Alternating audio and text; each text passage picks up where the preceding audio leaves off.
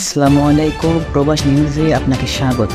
সুপ্রিয় দর্শক, দেশে এবং প্রবাসী যে যেখান থেকে যুক্ত হয়েছে আপনাদের সবাইকে জানাচ্ছি আন্তরিক শুভেচ্ছা। সুপ্রিয় দর্শক, আজকের খবরের আলোচনায় থাকছে মালয়েশিয়ায় রেস্তোরাঁ দোকানের আড়ালে ভুয়া চিকিৎসা, গ্রেফতার 10 বাংলাদেশি। জানাচ্ছি বিস্তারিত। মালয়েশিয়ার রাজধানী কুয়ালালামপুরে অভিযান চালিয়ে 10 জন ভুয়া বাংলাদেশি চিকিৎসককে গ্রেফতার করেছে দেশটির ইমিগ্রেশন বিভাগ।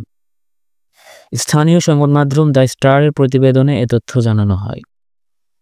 মালয়েশিয়া ইমিগ্রেশন মহাপরিচালক দাতুক জাকারিয়া সাবান এক বিবৃতিতে জানান, 23 জানুয়ারি মালয়েশিয়ার স্বাস্থ্য মন্ত্রণালয়ের এনফোর্সমেন্ট ডিভিশনের ফার্মেসি কর্মকর্তাদের সহযোগিতায় অভিযানটি চালানো হয়। জালান তুন তাওসিউ, লুভো, পুরহো এবং জালান সিলাং সহ কুয়ালালামপুরের 10টি স্থানে এই বিশেষ অভিযান চলে।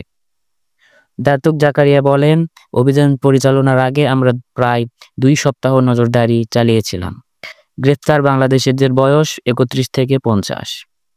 মালয়েশিয়ার ইমিগ্রেশন বিভাগ জানায়, রেস্তোরাঁ দোকানের আড়ালে ভুয়া চিকিৎসা দিতেন গ্রেফতার ব্যক্তিরা।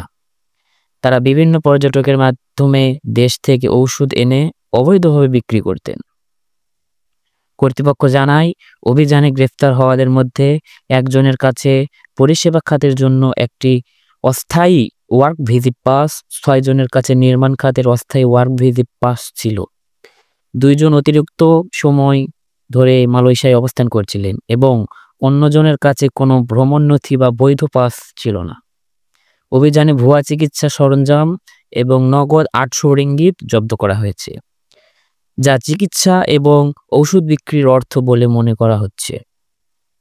মালয়েশিয়ার স্বাস্থ্য মন্ত্রণালয় গ্রেফতার ব্যক্তিদের কাছ থেকে 502 ধরনের অনিবন্ধিত ঔষধ জব্দ করেছে। জব্দ করা ওষুধের আনুমানিক মূল্য 2,65,192 রিঙ্গিত। এতক্ষণ আমাদের সঙ্গে থাকার জন্য অসংখ্য ধন্যবাদ। পরবর্তী সংবাদ দেখার আমন্ত্রণ জানিয়ে শেষ করছি এখনকার সংবাদ। প্রতিদিন প্রবাসীর গুরুত্বপূর্ণ খবর জানতে প্রবাস নিউজ ইউটিউব চ্যানেলকে সাবস্ক্রাইব করে পাশে থাকা বেল বাটনটি প্রেস করে দিন, যাতে করে প্রবাসের পরবর্তী কোনো খবর মিস না করেন।